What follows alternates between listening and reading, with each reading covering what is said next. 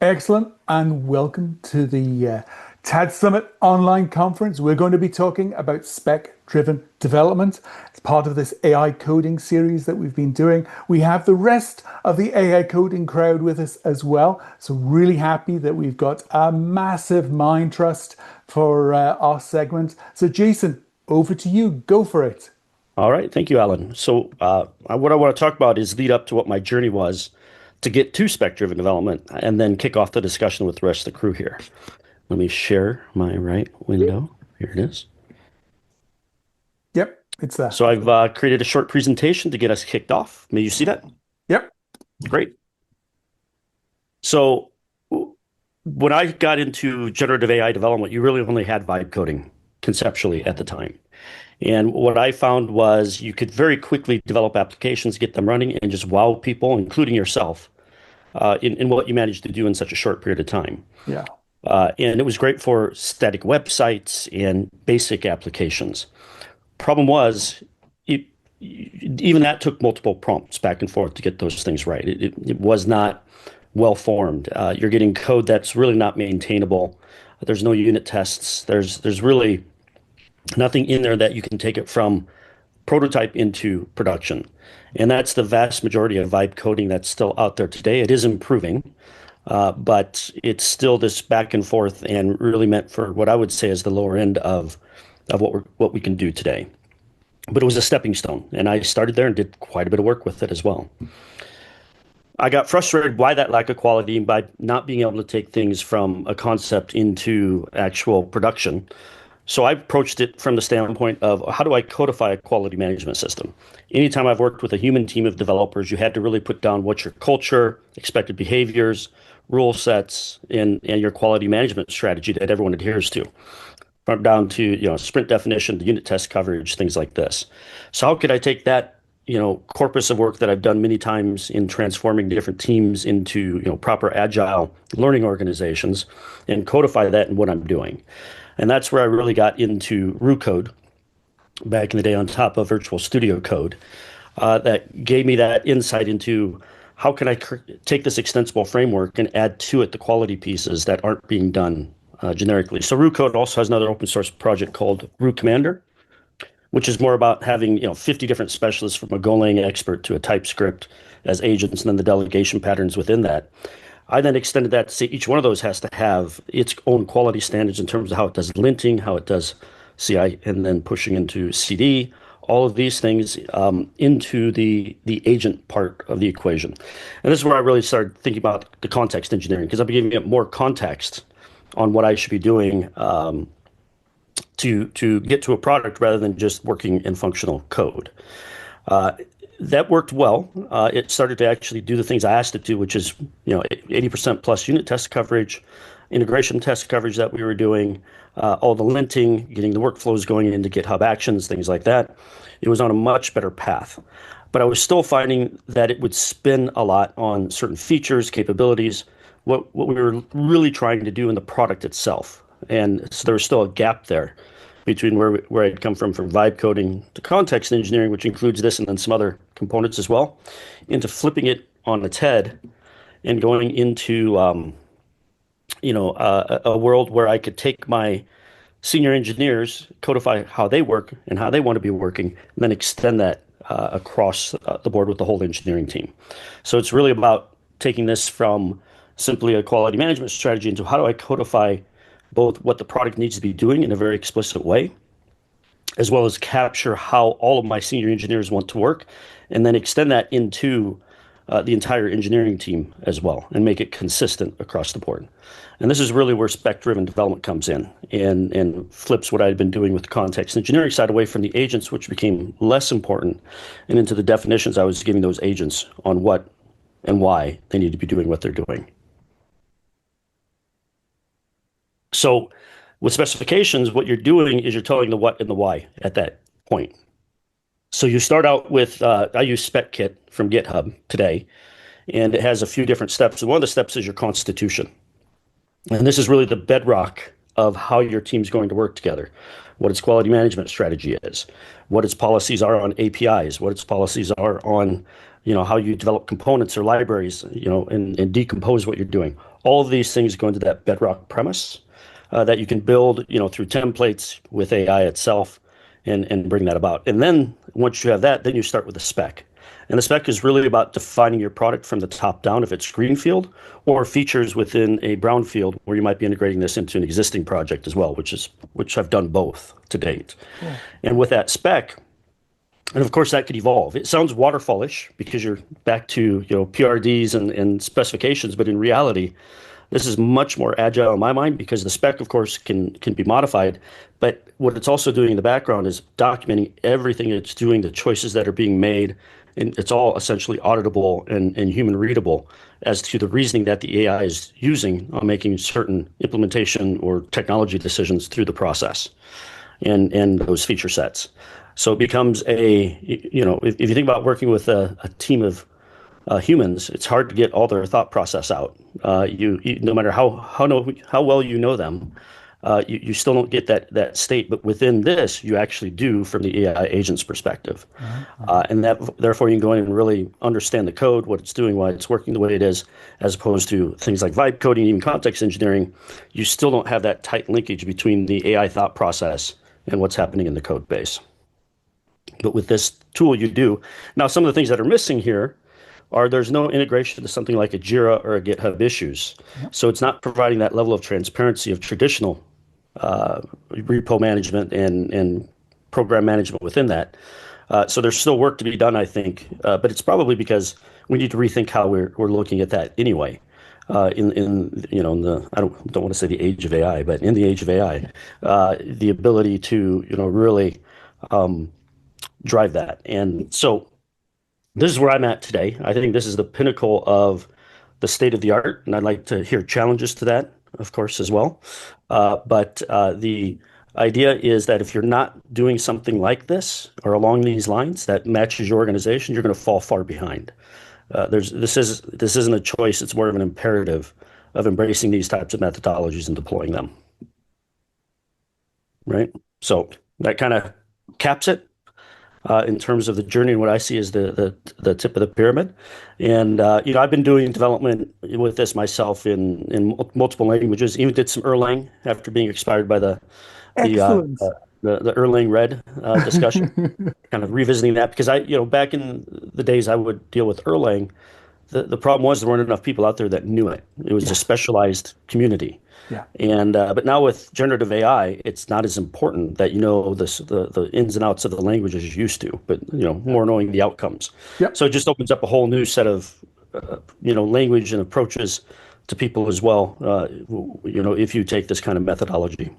Cool. So I'm using it across the board for lots of different functions, microservices, websites, Hmm. and helping teams adopt this methodology as well, Yeah. and working with a couple of different engineering teams on that now. Cool. So, Thomas, Joe, Lyle, Rob, I'm interested in your views. Go for it, Thomas. Well, I couldn't agree more with where Jason's coming from. And isn't it funny how we've been in the market long enough to see it wiggle back and forth from waterfall to agile and then back to right. And I think if you just think back in time for a second, the reason why we made the switch from waterfall to agile was all practical. It was like it was a heavier lift and we didn't have all the requirements at the start. And it was but all these things are actually much easier now in our with our modern tooling. So one of the my a reaction I wanted to have to you, Jason, was I don't know if you saw in the last IATF, but the XMPP OG or Jeremy Miller Yep, put in his draft for the vcon zip specification, which I shoved into my cursor about 20 minutes ago, and now is a complete Python implementation passing all the yep, tests. exactly. Yeah, and that's the future. I think that's really where a lot of this stuff's going to go. No, absolutely. So, any more feedback? Oh yeah. So the other so the only other feedback I have, and I really because first of all I'll say I think Jason's entirely right with this.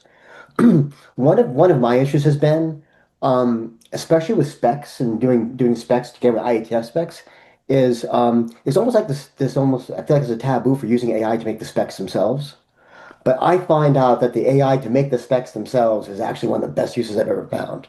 Oh, Just to really take what I thought was complete and make sure that it really is complete before I decide to start to complete it. Right? It's that feedback of AI at every single part is really starting to come super up for me. cool. Oh, that's good. Yeah, I concur with that. I use it even outside of this context. I use it to go and develop my initial spec prompt even before I get into the spec side of things, Right. because I'm having a conversation with someone that's helping me reason about things and fine tune it as I go through that. Yeah.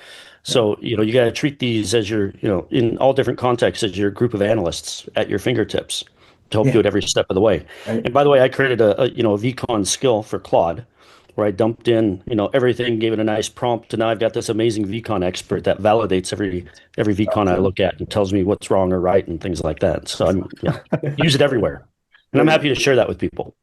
Please. Yeah. Yeah, it's funny. I did the same thing for SIP trace analysis. You got a lot of kind of tier two technical people struggling with, why did my call drop and Yep. what's up with quality and all of that. And, I always used to tell them, just look at the SIP trace and it looks like, a lot of people struggle with that. But AI doesn't. So that's a really good use case. But just coming back to your presentation, I read a lot of the things you just said resonate with me. And I don't know if you guys are aware because it just came out, but Google launched, I think yesterday, a new tool, Yeah. anti-gravity, which is going to be like a competitor to Cursor and Windsurf. But on the spec side, it's funny that their approach, I think it's the most complete so far. And it's basically they put together an agentic system with the browser extension. So that means that the agents can control the browser and test stuff on the browser for Google Chrome, of course. But they also came up with this thing that they call the assets. And the assets is basically a collection of specs or files that this tool is creating to keep context. And so we go from telling the AI, and I just tested this with a repository that, I did zero changes to the repository, just ran the tool, and Gemini 3.0 just one shot at the feature first try. So that was impressive to me. And it created these assets as it went. So it went reading the code and creating the assets. And, I'm talking about what we should look at as cursor rules or plot MD files type definition. It's creating that as it goes. So it's kind of like the AI feeding itself. Yeah. Um, it looks like even the applications that these companies are building to help us work with AI, they're already incorporating some of these concepts to make it easier for, I would say, like less technical people to adopt and run with it. Because, to me, there's a clear separation. I've seen a lot of people now pick up something like, very high level platform like Lovable. And hey, I can do everything. The problem when you can do everything is you don't really know what you're doing or what you should do, right? But then, and as you go on and start to be a lot more focused, like I want to do something, this is where people are struggling, especially non-technical people. They go from I can do anything to I really can't do anything, because I need to know code to actually make this work. And spec-driven development, if the underlying code producing system continues to evolve, that's the big revolution. Is you can have people talking natural language and the underlying system will take care of the code, and eventually we'll get to outputting production grade code time and time again. And I think what Google just tried to do with their new platform, this platform Anti-Gravity, not sponsored by Google, and by the way, but I think it's a step in that direction where you now have an agentic interface, which is a chat interface in a web browser, and natural language files, and you don't have to look at code. Yeah. So these three things are really high level in the development stack, let's say. It's a very And good one of the point. things I'm doing, to your point of making it even more approachable, is adding infrastructure as code as part of what it does as well. Mm. And I've been doing work with Pulumi on some infrastructure that I'm involved with. And how do you extend this as part of that to make it really you're all the way through to the SRE deployment for people that don't even understand what that means, and then have agentic systems monitor it from there. That's where the future is going in that space. Cool. Yeah, yeah. Look, I think there's always going to be this massive gap of you want to build a tool. I've seen people now build tools and like they're helpful for themselves or for friends, and that's okay. I think that's a major milestone that we can get AI systems to help people just build tools. I've now seen marketing people come in with solutions for stuff that they couldn't do before, or salespeople like crafting some solution around their CRM using APIs and all of that. And they don't really know what they're doing, but they know what they want, which Yeah. is oftentimes really important, right? And like the quality of I think what you're focusing on, which is how do we create a system that enables quality.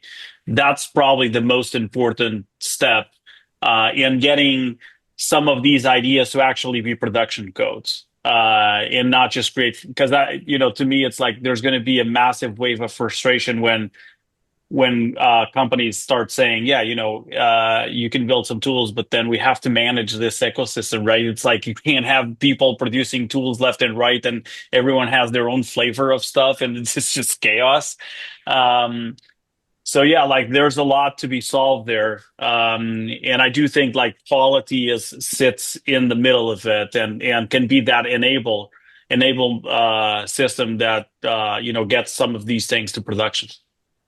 Yeah, and if you go back to the constitution step, that's also where you can address things like what are your compliance targets, which is a big part Yeah. of this. Am I going to be GDPR compliant? Am I going to be SOC 2, ISO 27001? And baking that in from the beginning, so every feature that comes out takes that into account. You're getting proper log redaction before you send it down the sink. Yeah. All of these things is codified as well.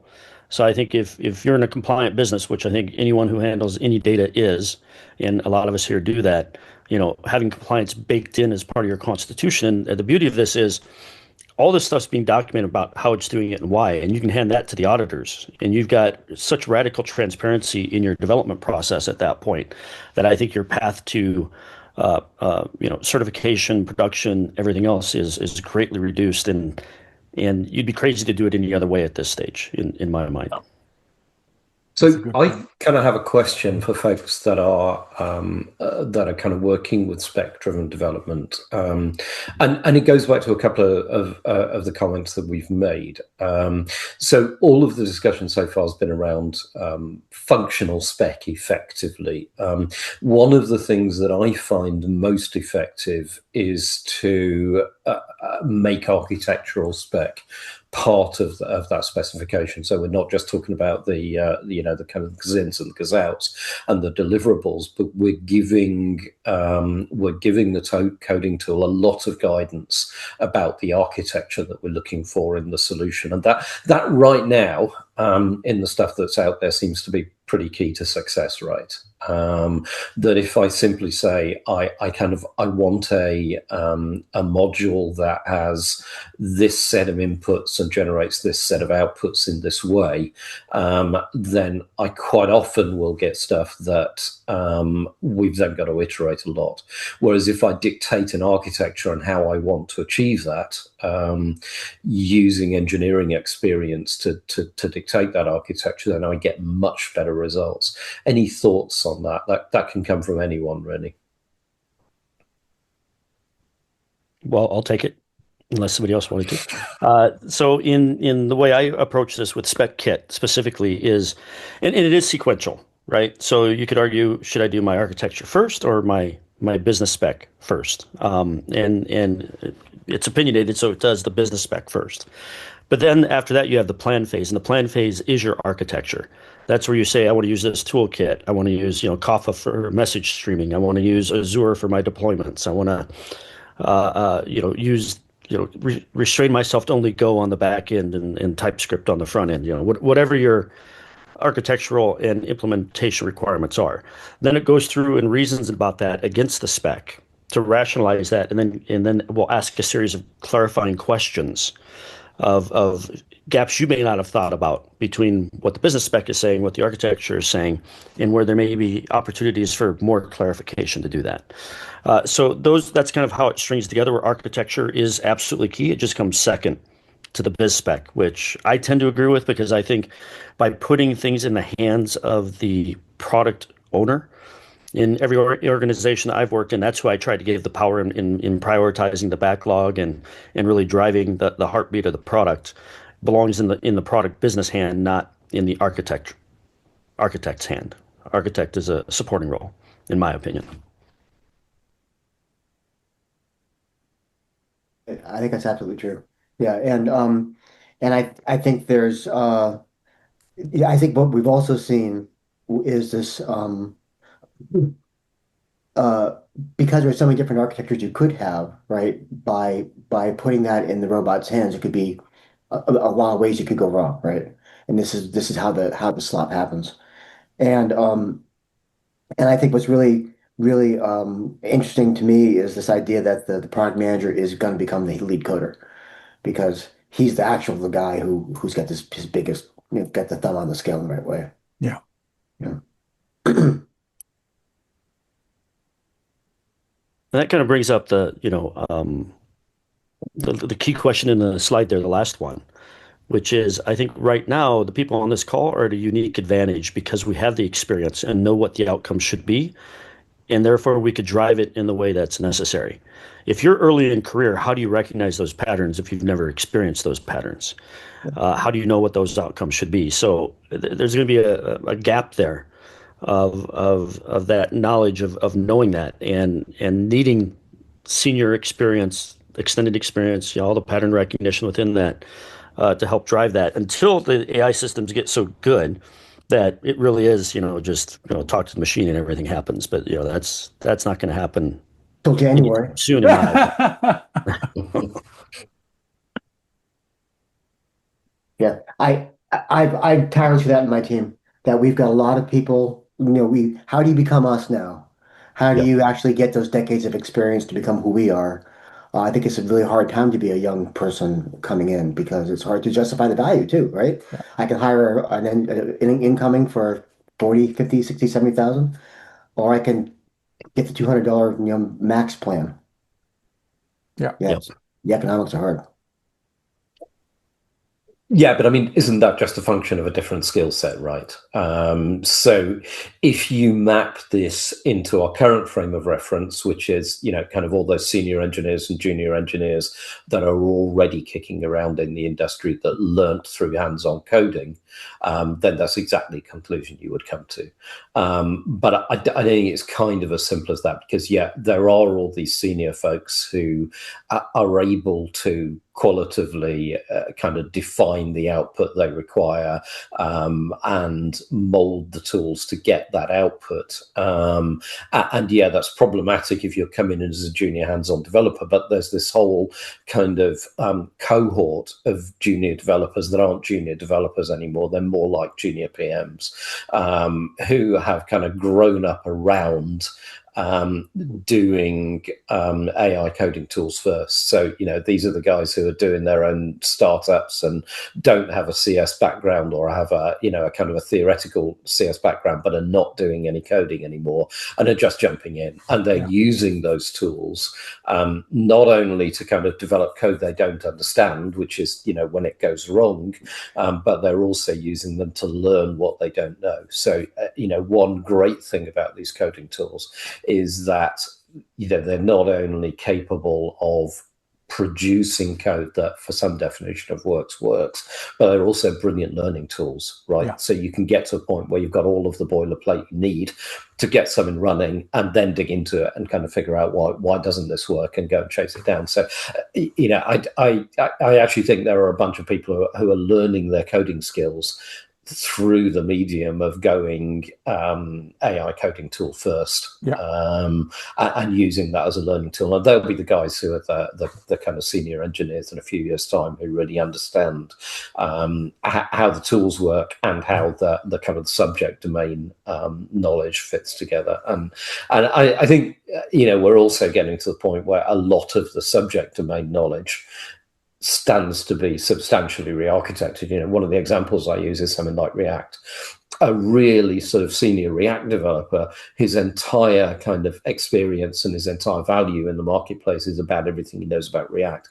I don't think we're too far away from getting to the point where we have an AI that says, you know what, if I want to do this web application, React, I could do a better job of building React than React, right? So all of a sudden, we're not using these frameworks that have been designed around human beings minimizing their boilerplate.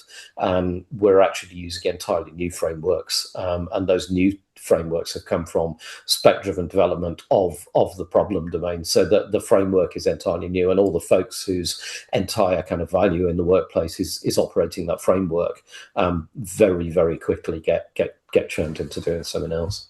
Gotcha. No, that's a very good point. And that was one of the conclusions we had coming out of our previous session, was just get in and play and use the tools to basically solve problems that you're facing. And just get that experience, build that experience using those tools. Now, Lyle, I saw you take yourself off mute. Was there something you wanted to add? Yeah, I was just going to, drop a few thoughts here. Go for it. One of the things we've benefited from a lot, recently, I guess some context, our code base, spans pre LLM, or at least pre useful LLMs for coding, and post the world we live in where these things are actually useful. And it's definitely had an impact on how we as a smaller, engineering team approach problems. Whereas before, oftentimes for features, let's say features driven by customer demands, so this is something, we know a customer is willing to pay for, they're telling us they're willing to pay for it. So, the most important thing is really getting it out to satisfy the customer demand. So in the past, we would put a senior engineer on it, and basically they would, maybe work with a designer or something and dive in and start winging it, right? But now with these tools, it's much more effective for the PM, as we've discussed, or some other senior engineer go in and write the specs and write the details for how it exactly needs to happen, along with insights that they already know about how certain things work in the code base. Basically writing a good specifications document and letting Codex or some other tool make the first PR, and then hand that over to somebody that doesn't necessarily need to be quite as skilled, or understand the code base quite as much in order to implement it. So that getting to that first PR from Codex, even if you don't use an LLM again after that first one, it's still a huge speed improvement, to get that first bit of work done. So that's one, and that's actually a boon for junior developers as well, because oftentimes a junior dev, hardest problem they have is getting started on a feature that maybe touches multiple more complicated pieces of the code base, or something like that. So it's definitely changed our process, whereas before, perhaps we were more in traditional startup, build, don't overthink it. But just because of the availability of these tools, now I think everyone is shifting more into this spec-driven development like we've been discussing. Cool. So, any other points people want to raise? I want to keep this short because we tend to go long. So keeping this short and sweet is where I'd like us to end. I think that we've got a lot of concurrence here. I think that Jason shared what I think most of us see as we're either living it or we're very soon going to be living it. So any other points people want to raise? I would have one question, which is, I mentioned Spec Kit. I'd be curious if anyone has experience with other toolkits or frameworks that we should be aware of. Yeah. Well, so what I've taken to do is on every all the vcon dev repos is to put an LLM text on the top, right? So Mm, instead of just to be really aggressive around making sure that the robots know what I did, Yeah. right? yeah, Yeah. Yeah. nice. Hmm. Yeah, there's the Agents MD framework that can be used to do things like that in a standard Markdown format. Right. Right. Kind of feed the agents that are going to use the code in the future. Exactly right. And what I'll do is at that quiet pause, thank everybody. Jason, great. It was short, it was sweet, it was to the point. And for everybody's contributions to this, I think that we are showing the future and it's got a long way to go. But what I think is uplifting is understanding the role that junior dev, or shall we say junior PMs, have in this emerging framework. So, again, thank you so much, guys, and I'll see you soon.